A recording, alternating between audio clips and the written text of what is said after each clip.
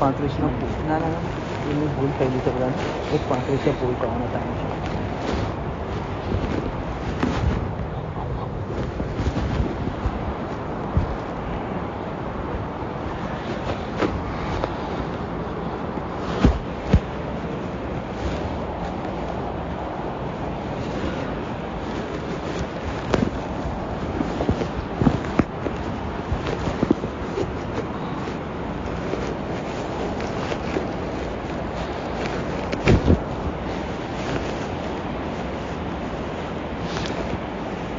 الحمدللہ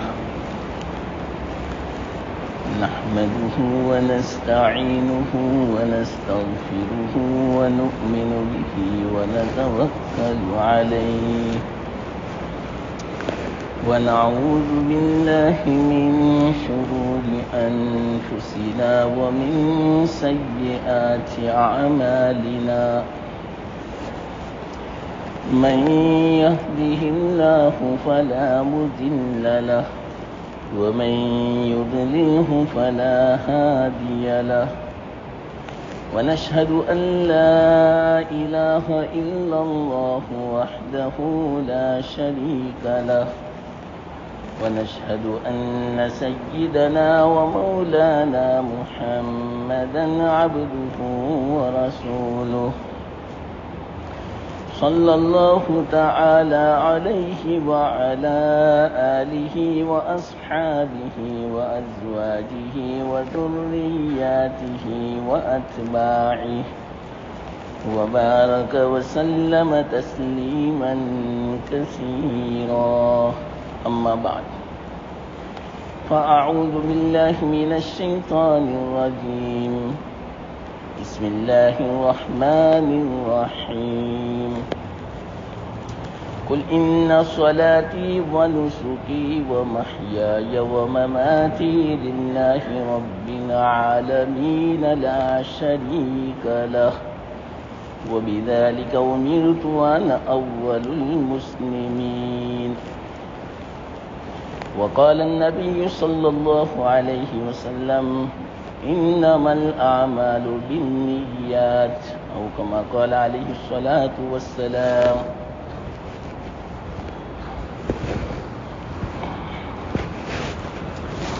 محترم دوستو بزرگو، یہ جو مختصر حدیث کا ٹکڑا میں نے پیش کیا، اس میں اگر کوئی آدمی غور کرے تو اللہ کے رسول صلی اللہ علیہ وسلم نے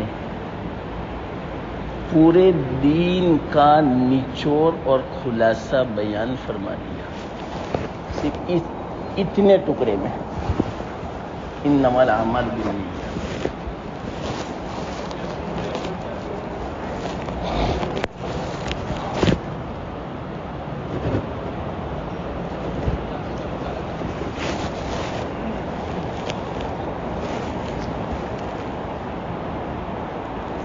اس کا ترجمہ ہوتا ہے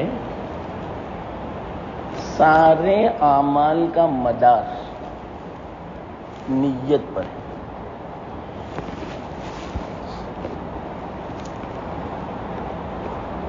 جیسی نیت ہوگی ویسا اجر ملے گا. اگر اللہ کے لیے ہے کوئی بھی عمل ہو، صرف عبادت نہیں، چاہے معاملات ہو، معاشرت ہو، سب کے سب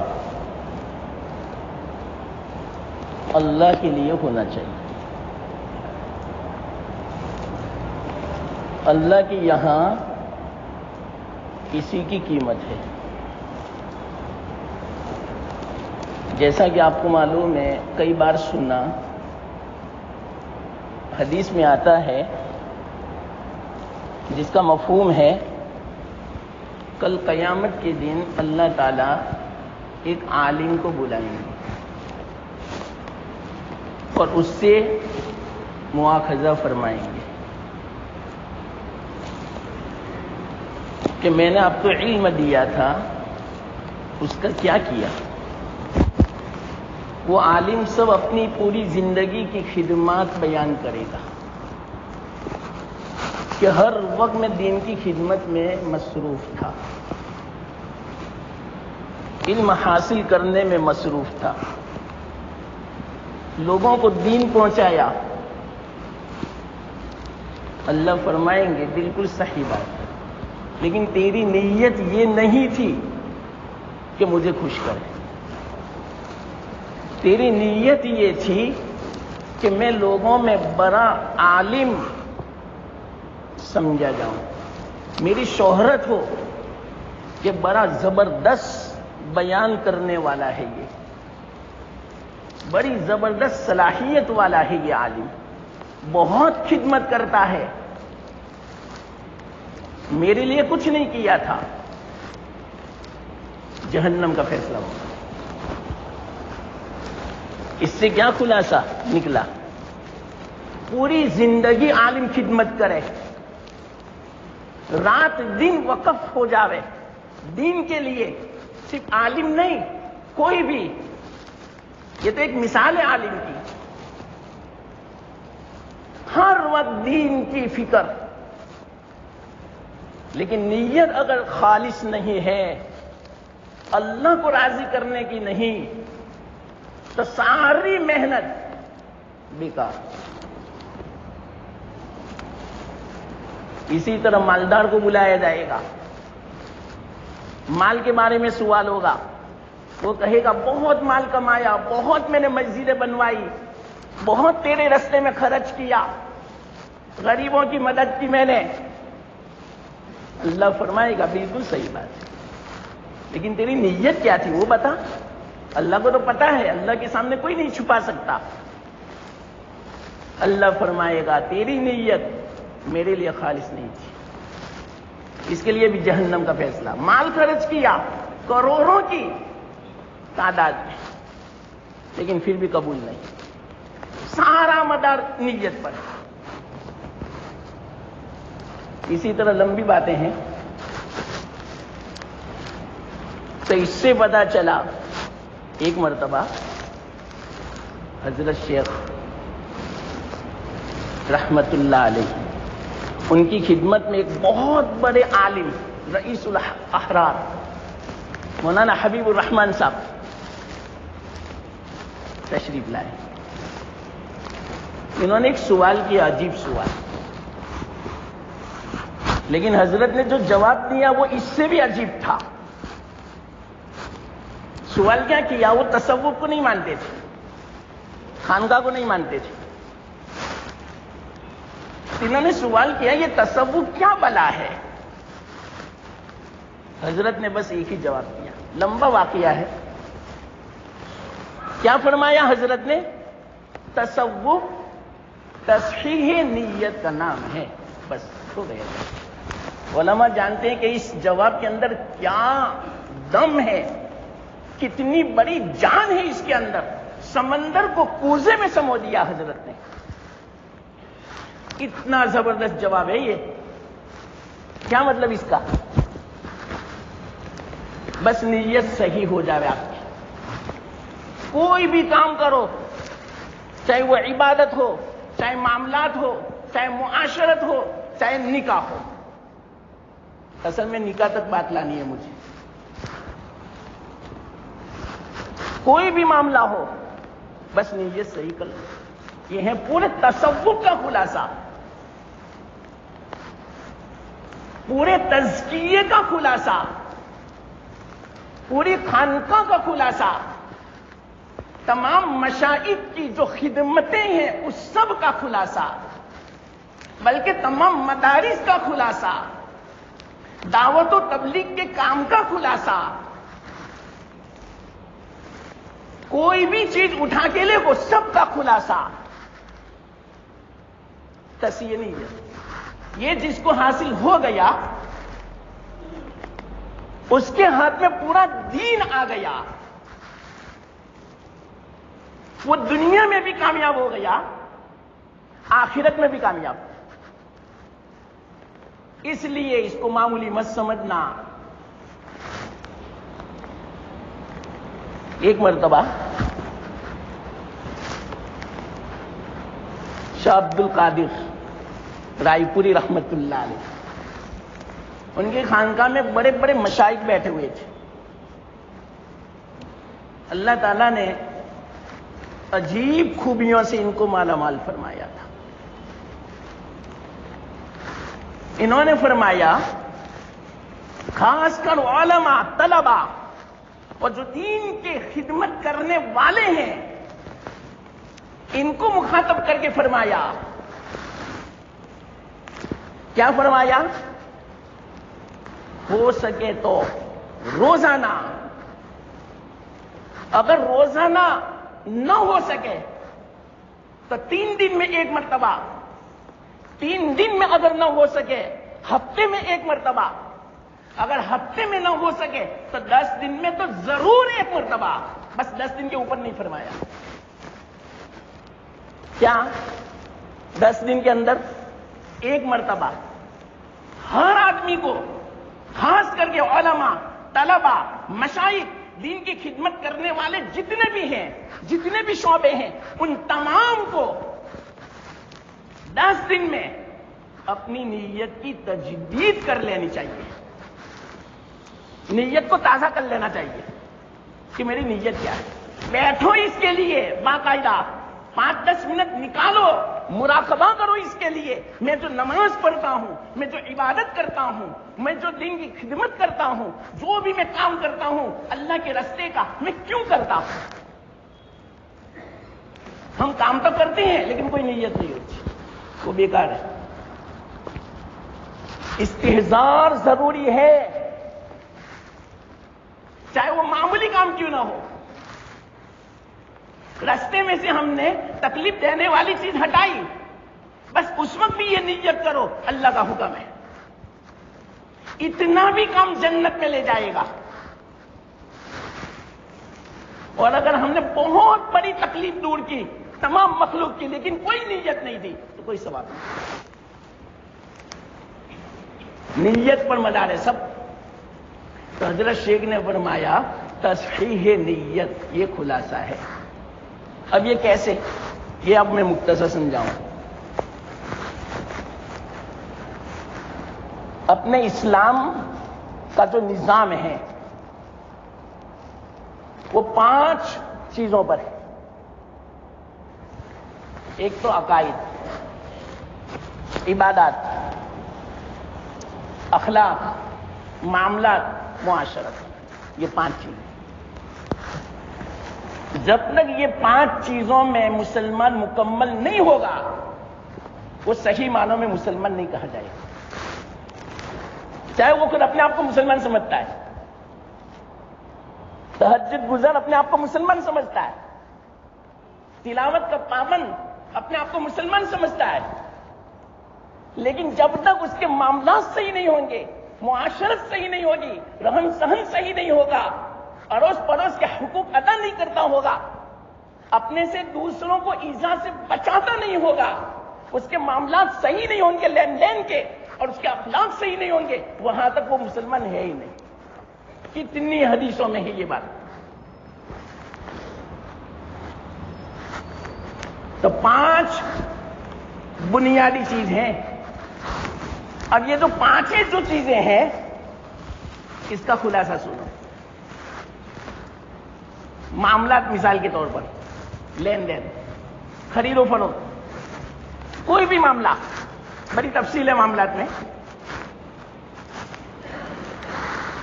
اگر اس میں ہماری نیت صحیح، میں حضرت شیخ کا ملفوظ سمجھا رہا ہوں، انہوں نے جو خلاصہ بیان کیا پورے تصوف کا، پورے دین کا، پوری شریعت کا، پورے قرآن کا، تمام احادیث کے ذخیرے کا، اس کی تشریح میں مختصر سمجھا رہا ہوں. تو معاملات جو ہیں وہ بھی ثابت ہیں اللہ کے رسول صلی اللہ علیہ وسلم سے. بلکہ کتنے ثابت ہیں آپ کو پتا؟ 3 حصوں میں ہے معاملات، اور ایک ہی حصے میں सारी इबादतें हैं, नमाज, रोजा, ज़कात, हज, जितनी भी इबादतें हैं, अगर दीन के शरीयत के हिस्से किए जावे तो 4 हिस्से हैं। बस एक ही हिस्से में ये सारी इबादतें हैं और 3 हिस्सों में मामला है। तो गोया दीन 3 हिस्सों में मामला का है। हम सिर्फ नमाज में ही समझते हैं दीन को, निकाह में नहीं समझते दीन। पता चल जाता है निकाह के वक्त क्या होता है। इससे पता चला हमने निकाह को दीन समझा ही नहीं। इसी बिना पर ये सारे खुलाफात हो रहे हैं। जितने भी गुनाह के काम है, जितने भी इसराफ है, जितना भी दिखलावा है माल का, सब कुछ निकाह में होता है। शायद वो आदमी दीनदार होगा कि जिसने जिंदगी में इतने गुनाह नहीं किए, लेकिन निकाह के मौके पर इतने गुनाह कर लेता है, सारी जिंदगी की तलाफी कर लेता है। हमारा निकाह इबादत नहीं रहा, गुनाहों का मलगूमा हो चुका, मजमुआ हो चुका। सबको राजी करेंगे अल्लाह रसूल के अलावा। असल में ये खराबी कहां से आई, इसकी बुनियाद क्या है, वो मैं आपको समझाना चाहता हूं। हमने निकाह को इबादत समझा ही नहीं, निकाह को दीन समझा ही नहीं। बहुत बड़ी इबादत है निकाह।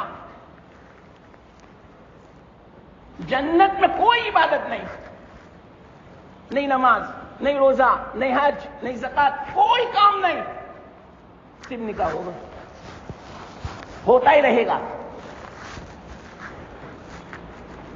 रिवायतों में है।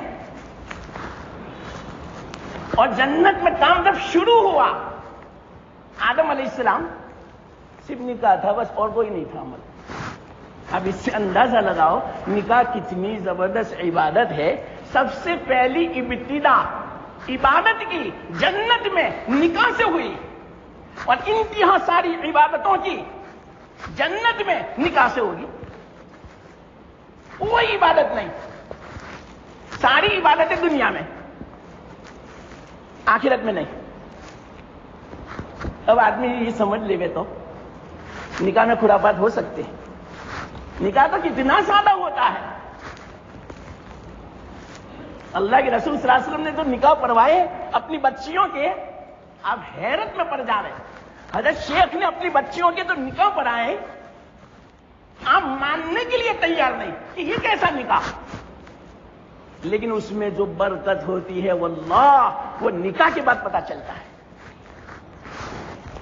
बरकत यानी बहुत मोहब्बत आपस में, जो मकसद है निकाह का, आपस में जोड़ हो, सुकून का सबब हो, अल्लाह राजी हो, उस निकाह से अल्लाह की रहमतें नाजिल हो, उस निकाह से नेक और सालेह औलाद वजूद में आवे, ये है बरकतें। और निकाह के जरिए से गिना हासिल हो, दौलत हासिल हो, कोई झगड़े ना हो, इख्तिलाफात ना हो, मोहब्बत में इजाफा हो, बरकतों का सबब हो, इसको बोलते हैं निकाह में बरकत। ये कब होगा? इन्ना आज़मन निकाही बरकतन ऐसरहु मऊनतन, जिसमें खर्चा कम है। बाज़ मर्तबा हम निकाह में इतने गुनाह कर लेते हैं, उन गुनाहों की नहूसत निकाह के बाद मियां बीवी को उठानी पड़ती। अब झगड़े शुरू, हफ्ता नहीं हुआ दिल नहीं लगता।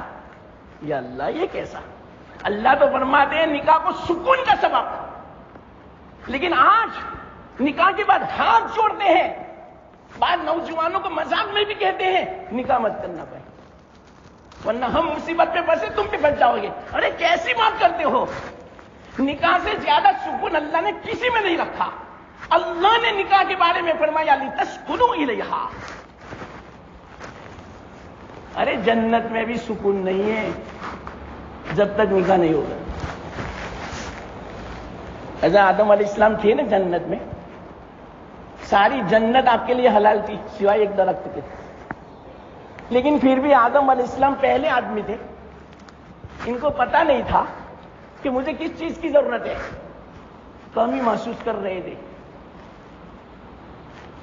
شیخ عبدالحق محدث دہلوی رحمۃ اللہ علیہ فرماتے ہیں یہ بات مدارج النبوت میں, سکون نہیں تھا جنت میں, سکون نہیں, یعنی کمی محسوس ہو رہی تھی. پہلے آدمی تھے, ان کو پتا نہیں تھا کہ کس چیز کی کمی ہے. جب حوا کو پیدا فرمایا نے, ہماری اماں علیہ السلام کو, ان کو دیکھتے ہی سکون نہیں. اب اس سے اندازہ لگاؤ عورت کیسی چیز ہے, جنت میں بھی سکون نہیں اس کے بغیر. تو کیوں ہمیں دنیا میں سکون نہیں ملتا عورتوں سے؟ وہ نحوست گناہوں کی سمجھنا مسلمانوں نہیں سمجھتے. لیکن یہ بات لاکھ سمجھائیں وہی ڈگر پہ چلیں گے جو ہم نے ارادہ کیا ہے. لاکھوں روپے خرچ کریں گے. بعض تو باقاعدہ کمپٹیشن کرتے ہیں, ہری بھائی کتنے دن کھلایا اس نے, اس کا منڈپ کتنے لاکھ کا تھا, اس نے کتنے لوگوں کو دعوت دی, کتنی قسم کا کھانا تھا, ہم اس سے بھی زیادہ, اور ویرائٹیز, تاکہ لوگ بات کریں. واللہ نکاح کے بعد جب اس کا ٹوٹل نکالا گیا خرچے کا 50 لاکھ ہوا, لیکن 50 لاکھ میں ایک نیکی بھی نہیں ملی, بلکہ الٹا وبال. اور جواب دینا ہوگا وہ الگ, دکھلاوا, ریاکاری, شہرت پسندی, اسراف, گناہ. اب آپ ہی بتاؤ اس کے بعد ہم برکت تلاش کریں میاں بیوی میں, کہاں سے ملے گی؟ نہیں مل سکتی. معاف فرمانا, یہ تو حدیث میں اللہ کے رسول نے فرمایا, میں ان کی بات نقل کر رہا ہوں بس. تو دیکھو 5 چیزیں ہیں, یہ میں سمجھا رہا تھا آپ کو. معاملات, لین دین, ہم نے اس کو دین سمجھا ہی نہیں. اللہ اکبر, ایک مجلس میں یہ ساری باتیں میں نہیں سمجھا سکتا. سمجھدار کے لیے اشارے کافی ہیں سب. پورے سال کی مجلس چاہیے تب جا کے یہ بیان پورا ہو, تصحیح نیت کا. تو معاملات, لین دین, اس کو ہم دین سمجھتے ہی نہیں. لاڑی سے سیب لیے, لاؤ بھائی مجھے 1 کلو سیب دے دو, بس لے لیے. ارے یہ بھی دین ہے. نیت صحیح کرو کہ میں کیوں خریدتا ہوں, کس طرح خریدنے کا اللہ کے رسول نے خریدا ہے, لین دین کیا ہے. کوئی غلط طریقہ میں اختیار نہ کروں. اس لین دین کے اندر اس نیت سے اگر آپ نے خریدا تو سیب بھی ملا, ثواب بھی ملا. ہم اس کو سمجھتے ہی نہیں. اور غلط آپ نے جو خریدا سیب, دکان والے نے, لاڑی والے نے رکھا تھا اور آپ نے اپنی طرف سے ایک بار لگا دیا اور زیادہ, یوں کہا کتنا کم تولتا ہے, آپ کے لیے حرام ہو گیا. 5 سیب آپ نے حلال تھے اور 1 سیب اس طرح آپ نے ڈال دیا, سب حرام ہو گیا.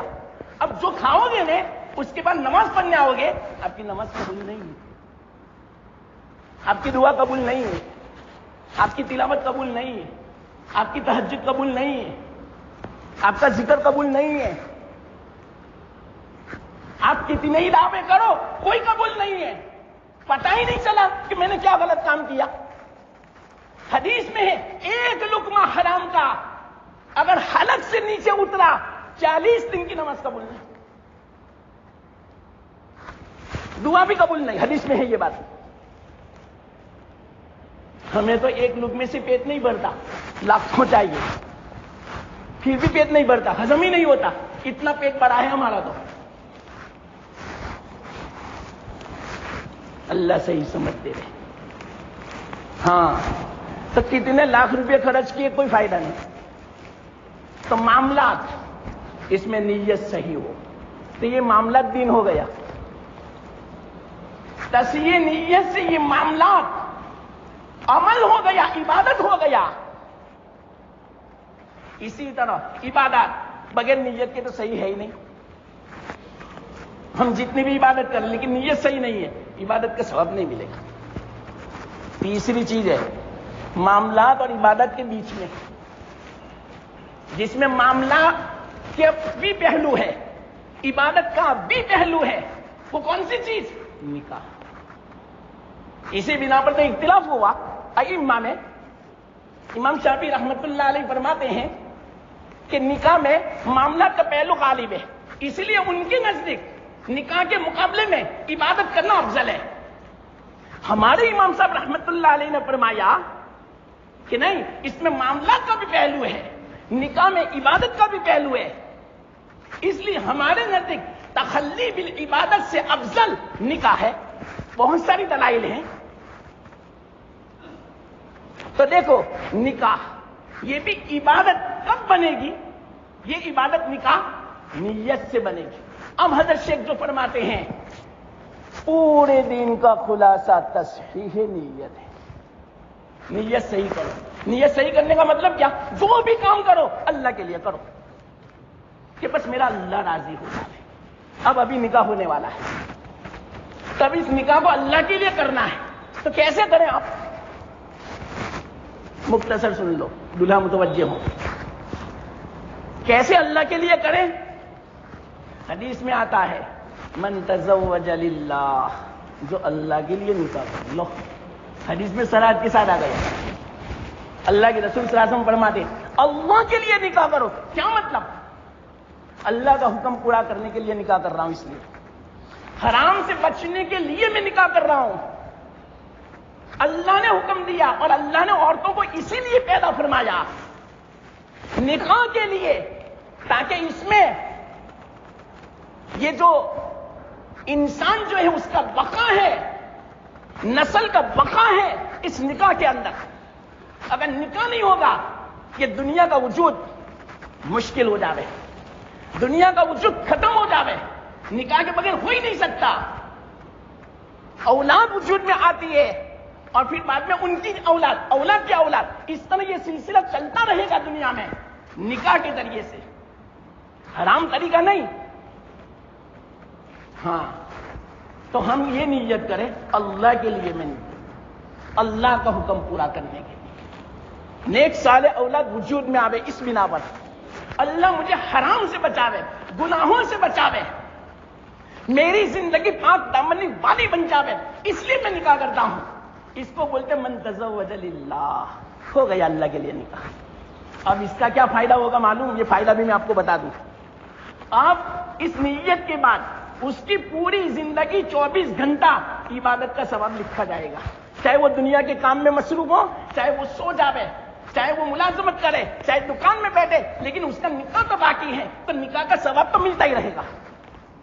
یہ عجیب عبادت ہے، اللہ صرف نیت سے ہوا۔ اس سے پتا چلا ہمارے علماء نے ایک عجیب بات بیان فرمائی، ہمارے اسلام میں دو چیزیں عجیب و غریب ہے۔ کون سی دو چیزیں؟ ایک چیز ایسی ہے جو موجود کو معدوم کر دے رہے، دوسری چیز ایسی ہے جو معدوم کو موجود کر دے رہے۔